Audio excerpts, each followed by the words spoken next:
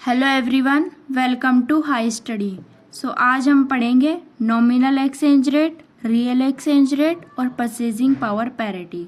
सबसे पहले समझते हैं कि नॉमिनल एक्सचेंज रेट क्या होती है। नॉमिनल एक्सचेंज रेट जैसे मान लेते हैं कि इंडिया की जो करेंसी है वो है रुपीस और यूएस की करेंसी है वो है डॉलर। तो एक देश की करेंसी की वैल्यू दूसरे देश की करेंसी की तुलना में कितनी वैल्यू है उसको बोलते हैं नॉमिनल एक्सचेंज रेट। जैसे कि मान लेते हैं कि $1 इज इक्वल टू 70 रुपीज़, ये आपका है नॉमिनल एक्सचेंज रेट। तो इसका मतलब ये है कि आपको मार्केट में 70 रुपये खर्च करके $1 मिलेगा। सो ये इसकी नॉमिनल एक्सचेंज रेट है। अब ऐसा होता क्यों है कि भारत के 70 रुपये अमेरिका के $1 यानी $1 के बराबर है। ये किस चीज़ पे डिपेंड करता है? ये आपका डिपेंड करता है मार्केट की डिमांड और सप्लाई फोर्सेस पे। ये आपको पहले बता रखा है। जैसे मान लेते हैं कि यूएस के जो डॉलर है और भारत का जो रुपीस है, ठीक है। मान लेते हैं कि यूएस के डॉलर की डिमांड बार बार बढ़ रही है, लोग ज़्यादा से ज़्यादा डॉलर खरीद रहे हैं, तो इससे क्या होगा, जो आपका डॉलर है वो अप्रिशिएट हो जाएगा। ये कब होता है?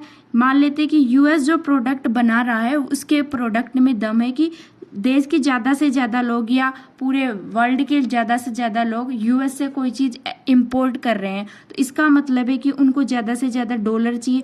इस प्रकार वो डॉलर की जो डिमांड है उसको बढ़ा देते हैं, इसलिए डॉलर अप्रिशिएट हो जाता है। अब मान लेते हैं कि जो आपके विजिटर्स हैं वो भारत में आते हैं और डॉलर लेके आते हैं और डॉलर को रुपए में कन्वर्ट करने की बात करते हैं, तो वो ज़्यादा उस टाइम पे वो रुपए की डिमांड बढ़ा देंगे और ऐसे क्या होगा, आपके जो रुपए है उसकी डिमांड बढ़ेगी तो वो अप्रिशिएट हो जाएगा। ऐसे आपकी काम करती है नॉमिनल एक्सचेंज रेट। अभी ध्यान रखना, नॉमिनल एक्सचेंज रेट एक तरीका तो इसका ये है कि आपका जो $1 है वो किसके बराबर है, 70 रुपये इसके बराबर है। इसका मतलब आपका $1 किसके बराबर हो गया? अगर डॉलर चाहिए तो ये होगा आपका $0.14 के, ठीक है। ये आपका स्टैंडर्ड मेथड है जो वर्ल्ड में काम करता है। दूसरा जो आपका टॉपिक है वो है purchasing power parity. Purchasing power parity, मान लेते कि यूएस और इंडिया दोनों सेम क्वांटिटी और सेम क्वालिटी में बर्गर प्रोड्यूस कर रहे हैं। इन दोनों की क्वालिटी बिल्कुल सेम है। जो यूएस का बर्गर है उसकी प्राइस है $1 और जो भारत है उसका जो बर्गर है उसकी प्राइस है 35 रुपीज़। इसका मतलब क्या हुआ कि जो भी प्रोडक्ट अपन भारत में 35 रुपये में खरीद पाएंगे, सेम प्रोडक्ट अपन यूएस में $1 में खरीद पाएंगे। इसका मतलब परचेजिंग पावर पैरिटी आपकी कितनी हो गई? $1 बराबर हो गया आपकी 35 रुपये। इससे ये पता चलता है कि आपकी जो करेंसी है उसकी परचेजिंग पावर कितनी है, वो कितनी खरीदने की क्षमता रखता है, ठीक है। इसको जनरली एक फॉर्मूले से भी दर्शाया जाता है, PPP is equal to abroad price divided by आपका डोमेस्टिक प्राइस, जो आपकी देश में कितना है, जैसे $1 डिवाइडेड बाय 35 रुपये, तो ये आपका निकल के आता है 0.28 समथिंग पर रुपीज़। तो ये आपका हो गया परचेजिंग पावर या परचेजिंग पावर पैरिटी। अब अपन समझते हैं रियल एक्सचेंज रेट। जैसे अभी समझा आपने कि जो यूएस का बर्गर है उसकी प्राइस है $1 और जो भारत का बर्गर है उसकी प्राइस है 35 रुपये। इसका मतलब है कि अगर आप यूएस में जाके बर्गर खरीदना चाहते हैं तो आपको कितने डॉलर खर्च करने पड़ेंगे? $1। और अभी के लिए मान के चलते हैं कि आपकी जो नॉमिनल एक्सचेंज रेट है वो चल रही है $1 बराबर 70 रुपये, ठीक है। अब वही सेम बर्गर आपको भारत में अगर आप $1 खर्च करके भारत से वो सेम बर्गर खरीदना चाहते हैं तो इसमें आपको $1 में कितने बर्गर मिलेंगे? 2 बर्गर मिलेंगे। इसका मतलब ये हुआ, अगर हम इन दोनों देशों को देखें तो किसका प्रोडक्ट जो है ज़्यादा कॉम्पिटिटिव है, इसको बोलते हैं अपन ट्रेड कॉम्पिटिटिवनेस। तो आपका भारत का प्रोडक्ट ज़्यादा ट्रेड कॉम्पिटिटिव है क्योंकि इसकी जो प्राइस है वो चीपर है एज कम्पेयर टू अदर्स। तो यूएस क्या करेगा, इस भारत से इंपोर्ट कर लेगा इन बर्गर्स को क्योंकि उसको ये थोड़ा सस्ता पड़ रहा है, ठीक है।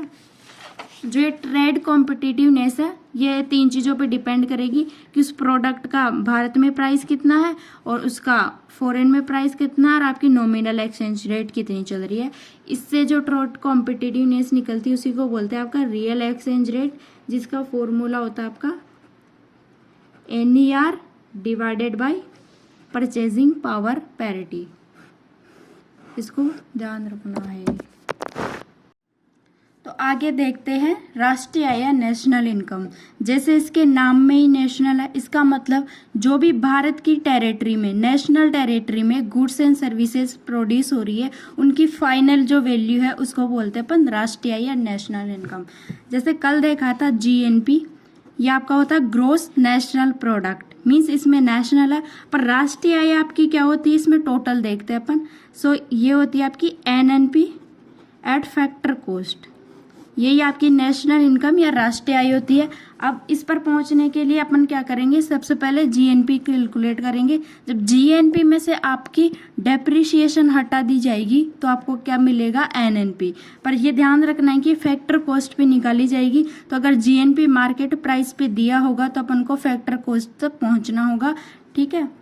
अब इसको एक क्वेश्चन से समझते हैं। जैसे मान लेते हैं आपको GDP एट मार्केट प्राइस दिया हुआ है और आपको पहुंचना है NNP एट फैक्टर कॉस्ट पे, ठीक है। सबसे पहले तो ये GDP में D है, मीन्स ये डोमेस्टिक है। सो डोमेस्टिक से अपन को पहले नेशनल पे जाना पड़ेगा। सो GDP एट मार्केट प्राइस दिया हुआ है।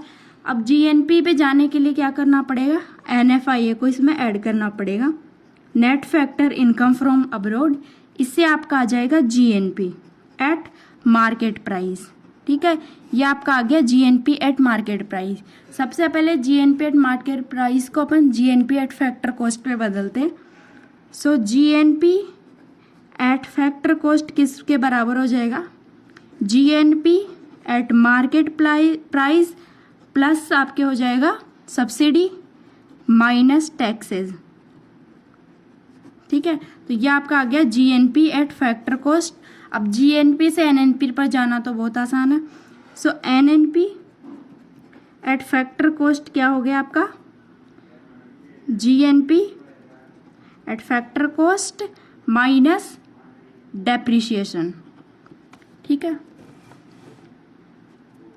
सो ये क्या दिया हुआ आपका, GNP eight market price plus इसमें सब्सिडी ऐड कर देंगे और टैक्सेस को हटा देंगे माइनस आपका डेप्रिसिएशन, या ये हो जाएगा आपका NNP एट फैक्टर कॉस्ट।